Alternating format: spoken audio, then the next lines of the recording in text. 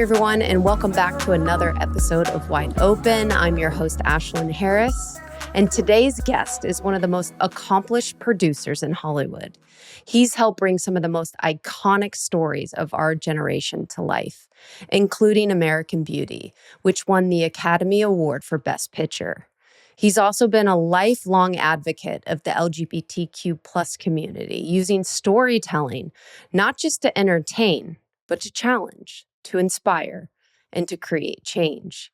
His latest project, Reclaim the Flag, asks a surprisingly powerful question.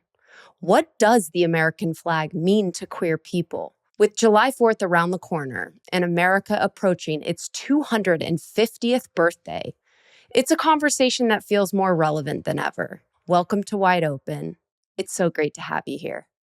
Bruce, welcome to the show, my friend. I adore you so much. I just gave you a beautiful little introduction of all the things you do, which you hold so much on your back. I don't know how you do it. You are an incredible producer. You are one of the most iconic storytellers out there, but you're also a dad and a husband, and you're an activist, and you've been such a pivotal part in the queer community on how you choose to show up. So I definitely want to introduce you to our audience because there are so many people who pave the way for change, who do it behind the scenes, behind the camera. And you are one of those people, and you are such a light and guiding factor of how I show up in this world for the community. And I'm just so happy you're here, Bruce. Welcome to Wide Open. Thank you, Ashlyn. I was so excited and looking forward to this, and now even more so after those beautiful words. So that made my day. And after I'm done with this podcast, I'm going to take the rest of the day off. Oh, you deserve that. But it's a nice Okay. thought. Okay, well, we can pretend. I mean, I truly, during Pride Month, I feel like if I just want to call out of work, like I deserve that for just a brief moment to have some ease and joy and do something kind and sweet for myself or for the community. I think that's also winning. I completely agree. Self-care is super important, and it's how I do everything that I do is I give myself permission to take time off when I want to and to say no when I need to, Yes. or else I wouldn't be able to keep all the balls in the air. I know. And you are juggling it all, honey. I don't know how you do it, but I'm so lucky to be in your sphere. Like, you are such a family member, chosen family member for me. I'm so lucky to get to live close to you and have intimate dinners where we talk about our family and adoption. You and your husband have really helped me understand how to approach having hard conversations with my children. And we share so much common ground. But I really, really just admire the way you show up. And I'm so grateful to have you in my corner. What a joy it is. Forever, baby. Forever. Forever. You are stuck with me forever, Likewise. Bruce. Back at ya. So talk to me, because I know you're originally from, is it Falls Church, Virginia? Yes, it is. Right outside of Washington, D.C. Well, clearly we know why you're such a massive advocate. I'm sure you were out there protesting at such an early age. My father was a union lawyer his whole career, and he was actually at the March on Washington in 1963. So I was born and raised as an activist my whole life. And actually, when I was in 8th grade, I was obsessed with and fascinated by the Watergate hearings. And my mom let me stay home from school and watch them gavel to gavel because she realized that how much I was interested in it. And her correct supposition was, I bet he'll learn more watching those than his 2 weeks at public junior high school in Falls Church, Virginia.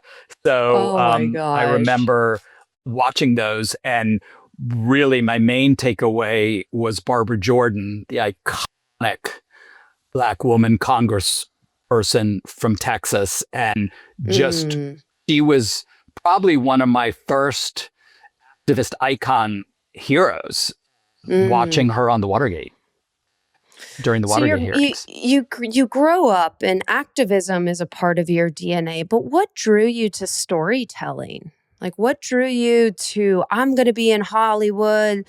Didn't you go study under Steven Spielberg? Did I read that correctly originally? He was my first boss. The first movie I ever worked on was The Color Purple, his version in 1985. I was the Directors Guild trainee. And when I was 8 years old, my parents were out of town and my two grandmoms came and were taking care of my sister and I, and they let me stay up and watch the Oscars. And it was the year of Butch Cassidy and the Sundance Kid. And I saw Robert Redford and Paul Newman, and every gay little synapse in my little 8-year-old body was exploding. And watching the whole show, I saw that little gold statue and I said, I want one of those. And that was my dream and goal in life. For me, it wasn't about money or fame or power or even I didn't even connect it with having a career in the entertainment industry at the time. It was just, I want an Oscar. So that was how I ended up falling in love with film. Although and it was embarrassing because on the morning that I got nominated for Best Picture for American Beauty, I heard, and at this point I'm 39 years old, and I heard from pretty much everyone I had ever met in my entire life was all saying, you said you wanted to win an Oscar. That was your goal. And I was like, oh my God, I literally have been talking about nothing else but this my entire life. And I had thought through the years that I didn't really connect that with being in film. But one of my friends, I remember that morning, said to me, they were like, Bruce, you made us do a film for our geometry project in 8th grade. And I was like, oh, yeah, I forgot about that. I guess I really have been film focused my whole life. So the storytelling gene, the storytelling desire and love came early. Actually, my dad's a great storyteller. My grandfather was a great storyteller. So I do feel in a way it was passed down, but that's just always sort of been a part of me. Stay tuned. I'll be back in just a moment after this brief message from our sponsors. You've been both clearly a producer and such a big advocate in our community. Did you see those as separate parts of your life, or have you always feel like they've been connected, and how you choose to tell stories? They were separate parts of my life originally. When I was little, this wonderful woman, Marianne Hurt, lived across the street from us, and she was a grand doyenne of the Northern Virginia Democratic Party. And I loved Marianne, and I would be over her house all the time. And she had me door-to-door campaigning. I did my first campaign when I was 4. I was quite the precocious 4-year-old, evidently. And having a 4-year-old at your door telling you who to vote for was very effective, turns out. Yes. I was campaigning for Allen Magazine. He was running for a county supervisor and he won. And I got a letter from him thanking me for my contributions as a volunteer to his campaign. And so politics, that had always been a great passion of mine. I already talked about the Watergate hearings. My mom was campaigning for Eugene McCarthy, who was the left Democrat to the left of Hubert Humphrey in 1968. Mm-hmm. I remember being at the polls handing out McCarthy literature. And so my first love was the Democratic Party.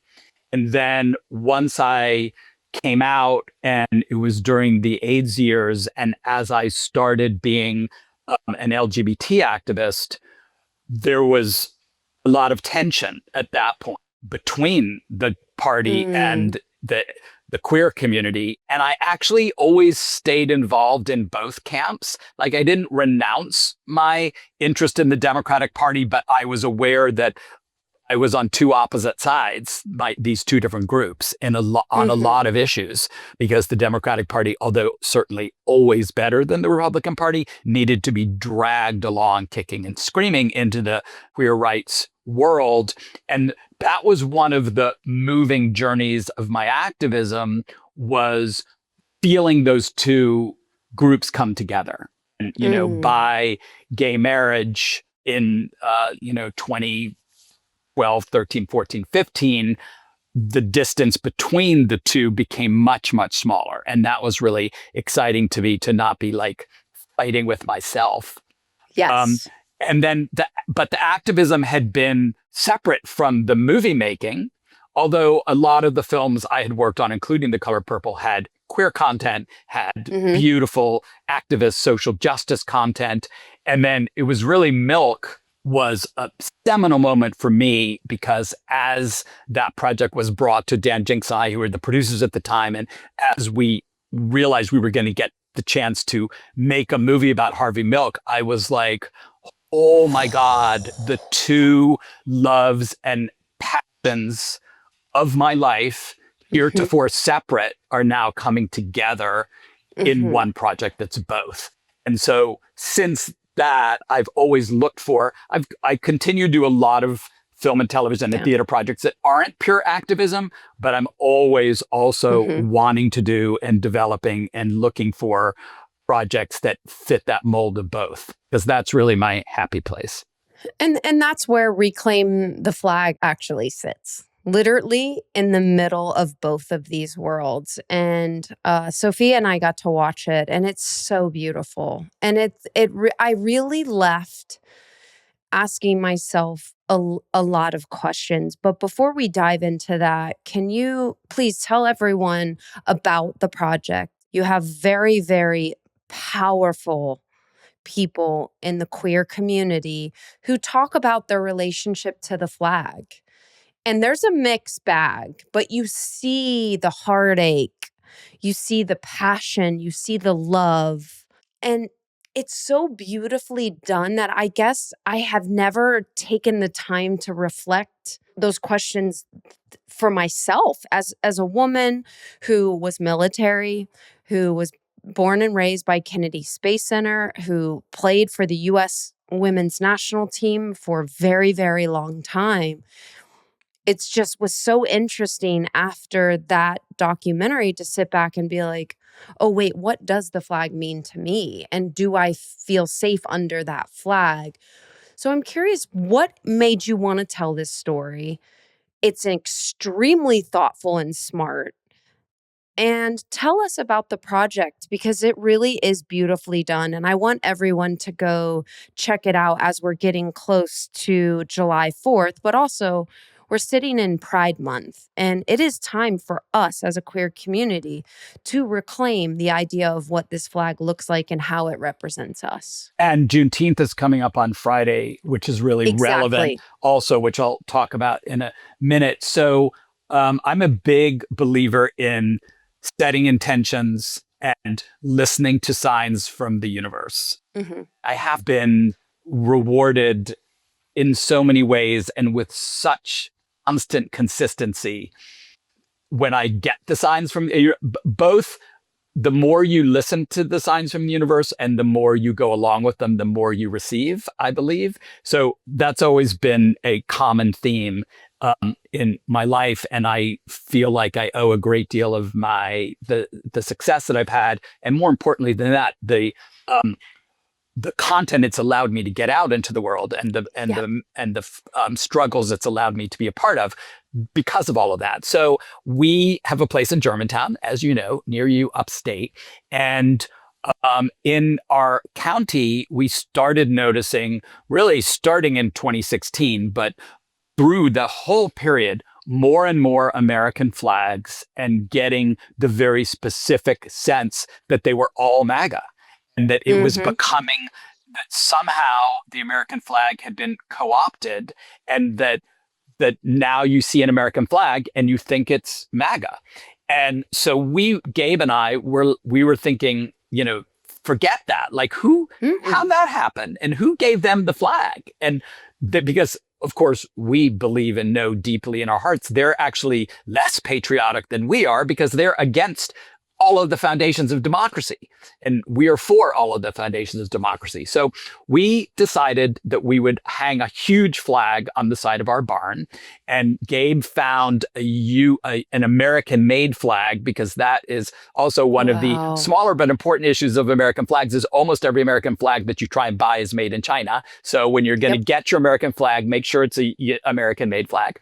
Like 20 by 30 feet, and hung it in our huge barn. But we knew, we're like, okay, but if we just hang the American flag, everyone will just assume that we're MAGA. And as annoying as that is, and how much that should be corrected, what point are we making if we're just another MAGA flag?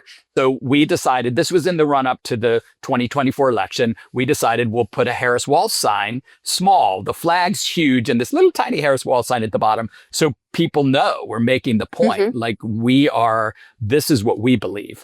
And a week before the election, someone stole the Harris Wall sign from the yard. So now we just have this American flag.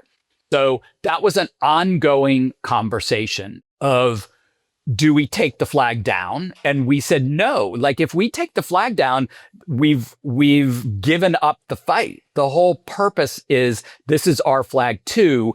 And yet on the other hand, people won't know, people will assume that it stands for something it doesn't. And then once Trump, whose name I hate to even use, but there you go. Once he took office, really starting on the first day, the idea that anyone would drive by and think that because we have an American flag up, we are supportive of the communities he is harming and the rights he has taken away, became more and more, we were more and more uncomfortable sitting with that. And literally, we would go up there on the weekends, most weekends. So like each weekend, we would have the discussion of, has the line been crossed where now we have to take down the flag? Because we can't stand by what this country is doing. And in the middle of those weeks, we hadn't decided yet to take it down, but we were getting to the place where we're like, we have to take this thing down. I get this phone call from Alexis Bitar, who I'd never met before, and Jason Weinberg, who's an executive producer on the film, who's a master of all. Alexis had called Jason and said, I want to do this film about Reclaim the Flag, but I don't know anyone in the film business. And, Jason's like, you need to call Bruce Cohen, because it was, as you said, it sat at the center of the entertainment and the activism combined. So Alexis calls me. We've never met. Jason said he was going to call. He's like, hi, I'm Alexis Bitar. And in Alexis's mind, he was assuming he was going to have to do this whole pitch about Reclaim the Flag. And he's like, I'm thinking of doing this film about reclaiming the flag. But I'm like, oh my God. Like, wow. This is literally the forefront issue on our minds. I'm in. He's like, what are you talking about? You don't even know. I go, no, I'm in. This issue is consuming me right now. We wanted to get it done as soon as possible. We started going out to this beautiful panoply of queer leaders and activists in all different fields. There were some who said no, because they were not safe. They didn't want to be on record talking about this. But there was this beautiful group led by the Lena Waithe and Raquel Willis's and Darren Walker's and Cheyenne Jackson and Jim Parsons and on and on and on, of gay, lesbian, bisexual, transgender, of color, all religions, all fields, all ages. We really wanted this wide tapestry of the queer community. And the fun thing about documentaries is you might have a hypothesis, but you're letting your speakers are telling you how they feel.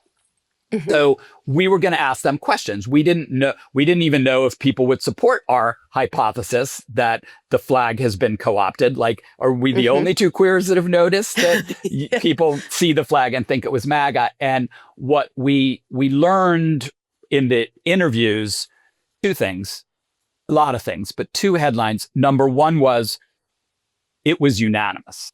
Every single person we asked was aware and concerned that the flag had been co-opted.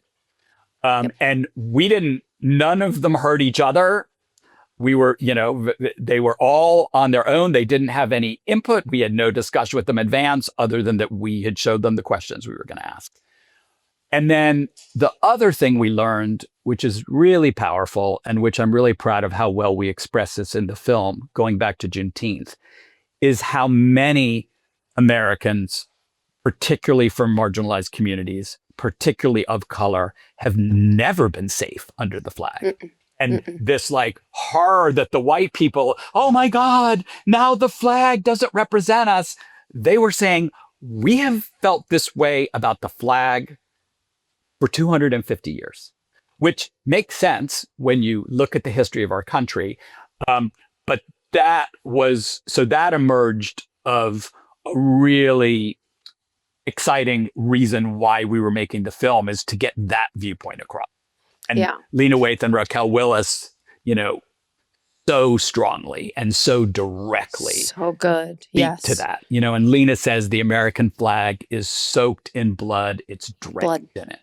Mm-hmm. And so those are sort of the two. And in our call to actions to the campaign to reclaim the flag, which we can talk about as well, those are the two premises of the mission statement. Is if you feel the flag never represented you, or if you feel the flag has been co-opted. But it's really both. We learned and listened to understand that we are not at all saying the flag was this great thing and now it's been taken away. It's extremely complicated. But what was exciting to us, and as we were filming, we're like, oh, this actually will work. Like, this will actually be a good documentary, is that every American literally has a relationship, opinions of, emotions about, stories involving the American flag. Every single one of us. And because it's very complicated and very interesting how the role that the American flag has played in your life, and each person has their own story, but everyone has a story of that. And we actually, we interviewed the first person, and we were like, what? Something's missing. Like, their answers were good, but they weren't emotionally connected enough to what they were saying. And we're like, we're missing a question or something, or maybe we're not prepping. Like, what is it? And then we're like, oh no, we had an idea. It's not that we're missing a question. And we had these little American flags that we had ordered. And we decided, starting with the second interview and for all the rest, that at the end, after they had answered all the questions they knew were coming, as a surprise that they were not prepared for, we'd hand them the flag. And that moment where they suddenly are holding a flag in their hand unlocked different things for every single person we interviewed. And a lot of the footage, probably most of the footage, is after they've been handed the flag. And what you're seeing and understanding is all of the emotions and stories that it brought up, holding that thing in your hand and trying to figure out where we are as a country and where we've been and how we got here. And just to say that the flag is a metaphor and a symbol for the country and for democracy. And the movement to reclaim the flag is a metaphor and a symbol for reclaiming our country. It's not about flag. It's about this democracy that is in peril.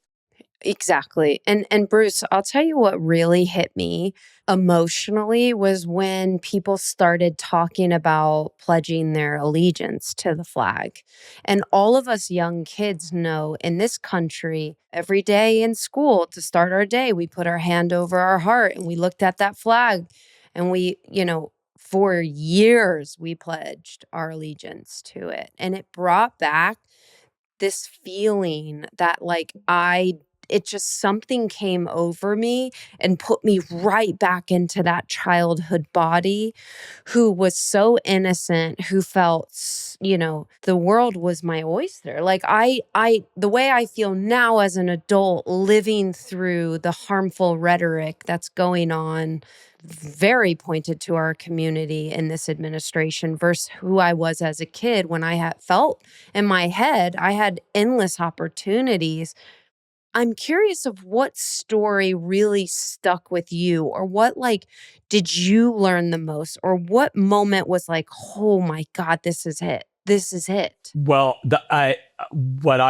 even before you asked that question, I was preparing my moment about the Pledge of Allegiance, because Yes. one of the things I'm proud of in the film is that we had so much material that what we really tried for is every single word that every single person says for the entire half hour is interesting. And I think we succeeded. Nailed it. You actually could stop after every person speaks and have a whole Q&A about what that one person is talking about. And then the next person talks about something else. And then the next person talks about something else. And we tried to capture some seminal moments about how each different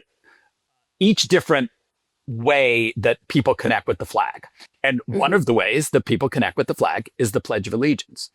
And George Takei, who, one of our legends and icons in the queer community, in the activist community, in the Japanese American community. Yes. And a lot of people know his story, which is that he was in an internment camp.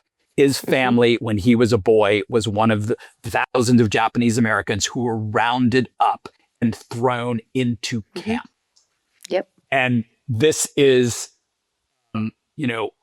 simultaneously happening with the concentration camps in Nazi Germany. But we had the idea on our own. We didn't even know about the camps yet. And we, as America, is like, let's round up our citizens and put them into camps. So we knew that part of the story, but what I think most people didn't know until he was interviewed for this film is that in the internment camps, they made these prisoners say the Pledge of Allegiance every morning to a country that had rounded them up and thrown them in camps, and they're citizens. So that's one of the moments of the film that's just like, oh my God. And it goes so directly, powerfully to the reality that this country and this flag has not been a safe space for so many Americans for so long. Yeah. And I remember, God, I have goosebumps, Bruce, now that you're saying that. I remember he said, we were at the end saying for liberty and justice for all, while we looked outside and we were in a cage. We had fences around us. And then we have that shot, which we cut to, which is Japanese Americans, again, American citizens behind barbed wire in concentration camps. Stay tuned. I'll be back in just a moment after this brief message from our sponsors. For many LGBTQ plus Americans, I mean, the flag has always been flown over institutions that have denied our rights, our marriage, military service, healthcare, safety. It's like our existence with trans people today. Literally. Yes, Bruce. And when you say we want to reclaim the flag with the history, how do you even reconcile that pain and that harm? Like, even for example, I mean, not that I watched it because I won't waste my energy or time, but that UFC, American sports, and felt like the Hunger Games, and these men are, the thing that they say at the end of having a fight that's supposed to unify and connect, that's on live television, is Michelle Obama is a man. Like, I don't feel safe with these people. I don't.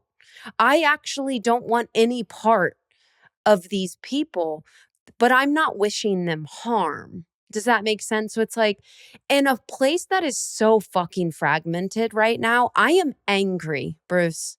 I am angry. I have children I have to raise, and we both have Black and brown Asian children. Like, we are already not really set up for success under this flag in terms of how we're protected. I don't know how I reconcile that to reclaim it. And this is my way of asking you for guidance because I'm so angry. I don't want to sit under the same fucking flag as those people. They have lost the plot of what this flag is supposed to mean and ran absolutely rogue with it. And it's like, we're not pledging to the same flag and freedoms of everyone. So it's like, how do we go from two places that are so far apart to really connecting and feeling that patriotism, that like it just means something different to me. And I don't want to feel like bad for saying that. I think it's possible to criticize your country while loving it so deeply. And I feel like I'm in the middle of that. 1,000%. I love that. One of the ways that I'm processing it is we didn't plan for nor desire the destruction of our country that we're watching. And we didn't plan for nor desire to be in a battle for whether our democracy would actually survive. I think that took us all by surprise in many ways. Maybe it shouldn't. It probably took people of color less by surprise. I produced this event, Rise Up, Sing Out, a concert for the First Amendment on Sunday night, which was so powerful. And Lily Gladstone was speaking to the indigenous people's struggles in history and saying exactly that, of like, this country has been a nightmare of violence and oppression for us since the beginning, which of course we know. And so, but now that we're in this situation, first thing is we're either going to save our democracy or we're not. And part of this reclaiming it's our country that we have to reclaim. That's the fight we're in. But the flag is a symbol of our country. And so it's connected.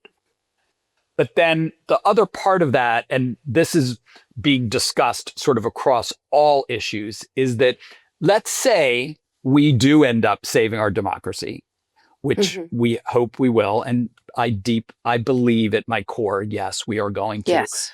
Then the headline question then is, are we fighting to recreate what we had before, which was so flawed for so many people? Or are we fighting to create something that is better than what we had and different from what we had? Are we going back to the same mistakes, or are we fighting for a new vision of this country that is more equitable for everyone? Yeah. And so that's why I believe in and justify the reclaiming the flag. Is I'm not reclaiming that old flag. I'm wanting to reclaim, if we're going to fight this hard to save our democracy, let's create something that was worth saving. Please, God. I love that, Bruce. And I think it's really interesting because I'm learning so much in real time, just listening. I'm lucky enough to get to go into queer spaces all the time. And it's important to me because I get to be led by people like yourself. I do. And I don't say that lightly. And as someone who has gone through so much, I mean, you are a big part of marriage equality being passed in this country. You were you were fighting constantly since you were a young boy for the existence of our community. And, I want to help other people understand how they can be a part of this activism? Because a majority of the people who are listening and watching this podcast are amongst the community. And I think sometimes so much of the language and the jargon and all the things silence us because we're so overwhelmed, especially the misinformation. It's like, where do you even go? How do you even start? And I'm curious how we can bring more people in, allyship, part of the queer community, to help reshape what this new America is going to look like. How do I want to leave this world a better place?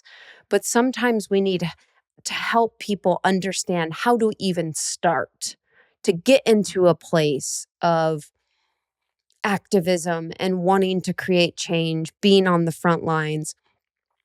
How can we help people activate in a real way when they don't really know what to do? What would be your suggestion as someone who has lived this since such a young boy?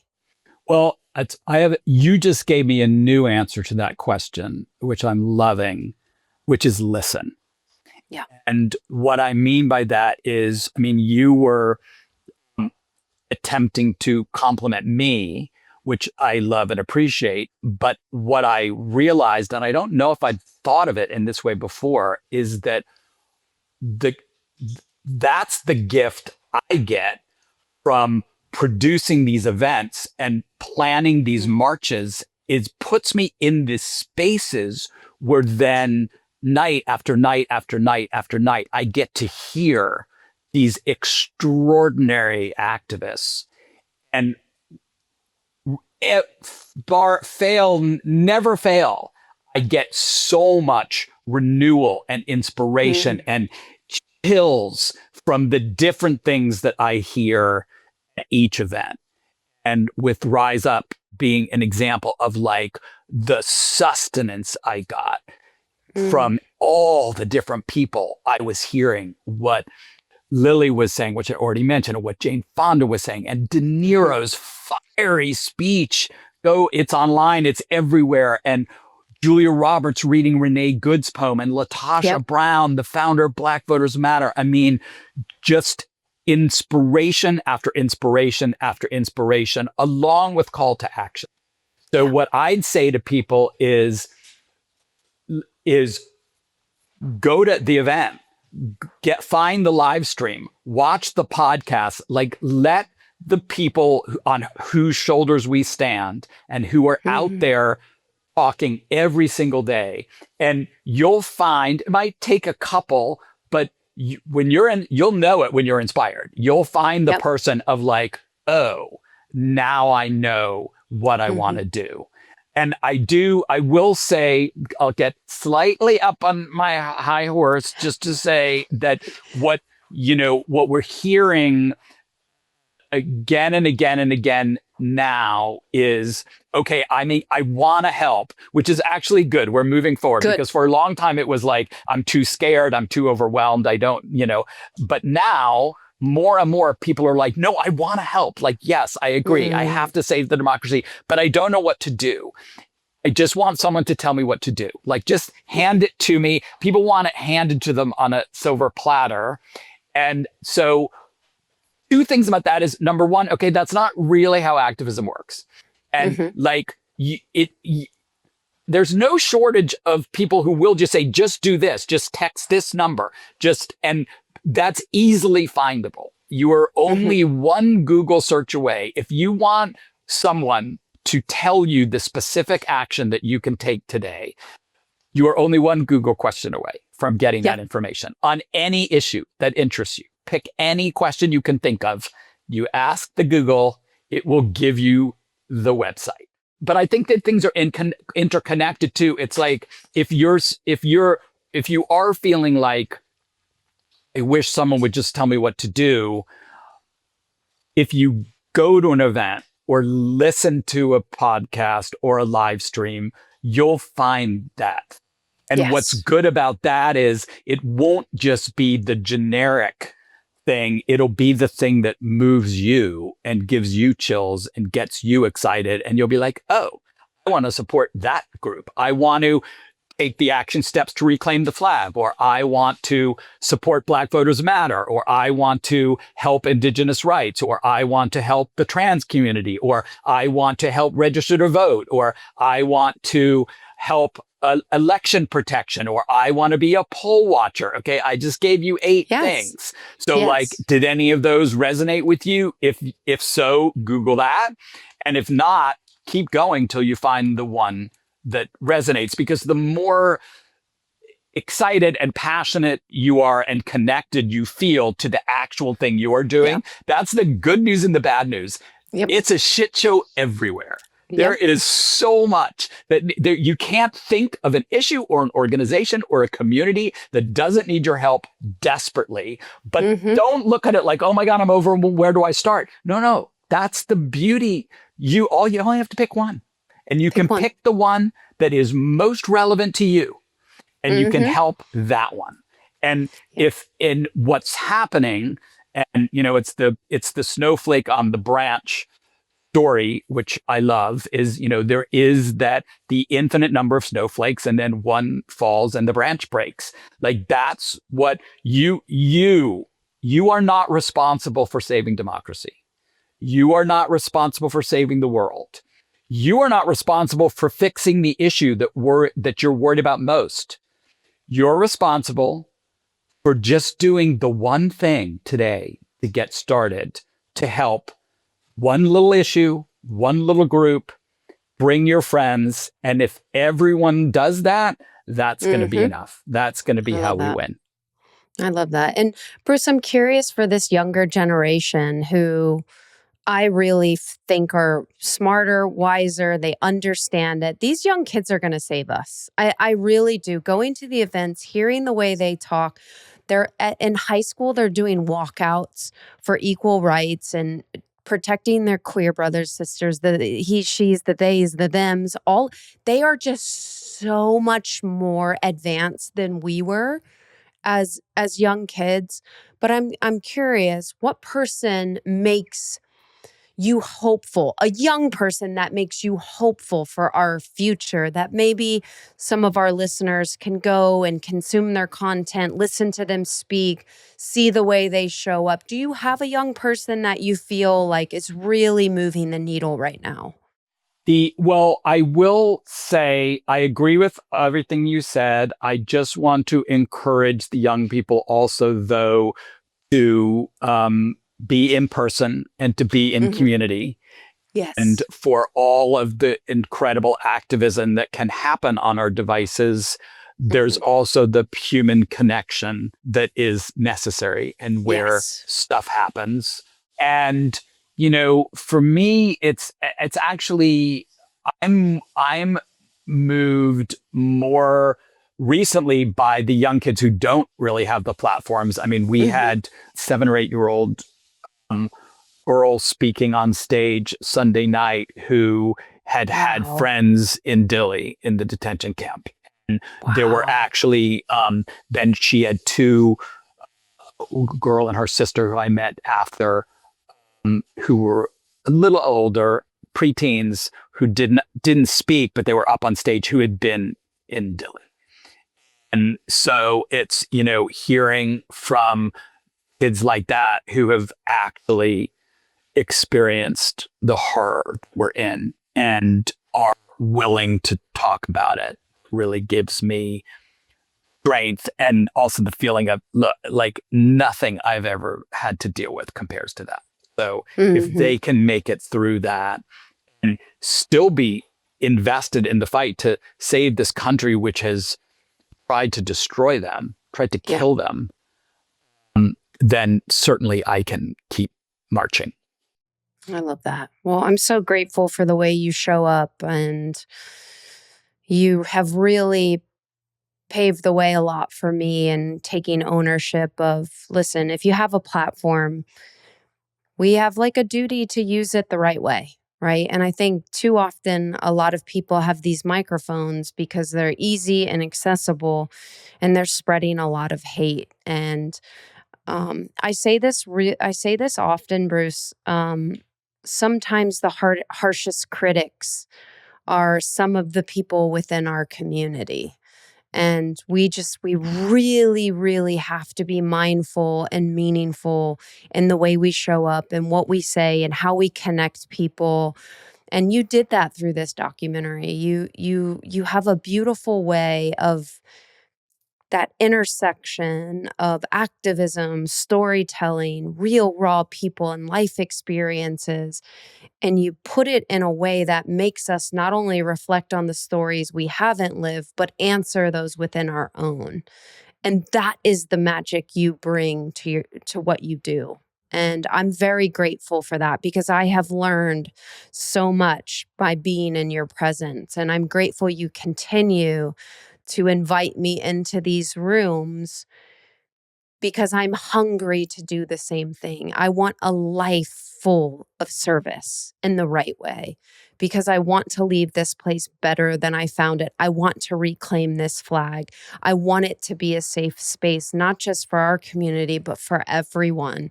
And it's going to take work, and we have to be ready for that work, but we have to be connected and respectful throughout this work. And I just want you to know I can't speak highly enough about you. And I'm grateful for our friendship. Thank you, Ashlyn. It means so much to me. I feel the same way. And we have such a great future of activism together. I want to just leave you and the audience with two things. Number one is the film Reclaim the Flag is on YouTube, so you can go watch it. You can also go to reclaimtheflag.us.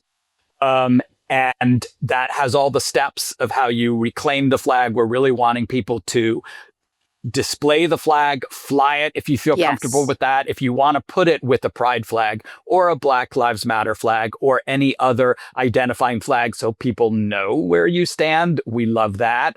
But we really want people to record, make some videos and post about how they feel about the flag and to challenge friends and invite friends to do that as well. And then the other thing that I just want to put into this space is this incredible quote that Jane Fonda, my latest activist, legend, and icon and friend, has come up with and has been saying, which I kind of think says it all. And Jane is saying, I think we have to become living ambassadors to an irresistible future where everybody will be seen and respected by their government. Wow. And there you have it, Bruce. Thank you so much for being on Wide Open. And thank you all for listening. And we'll see you next week on another episode. Thanks, everyone. Thanks, everyone. Wow, what an incredible conversation. And what I took from it, most importantly, is that patriotism isn't always about perfection. It's about participation. It's about believing a country can become more inclusive, more honest, and more reflective of the people who call it home. Bruce's documentary challenges us to ask powerful questions. And the one above it all is who gets to feel ownership over the American story. And maybe the answer is all of us. As we celebrate Pride Month and we approach America's 250th birthday, that's a conversation worth having. And I'm hoping you're willing to have that within your own home, in your own communities. Bruce, thank you so much for joining me. And thank you for having us think differently about belonging, identity, and what it truly means to reclaim the flag. This is Wide Open. I'm Ashlyn Harris, and we will see you guys next week.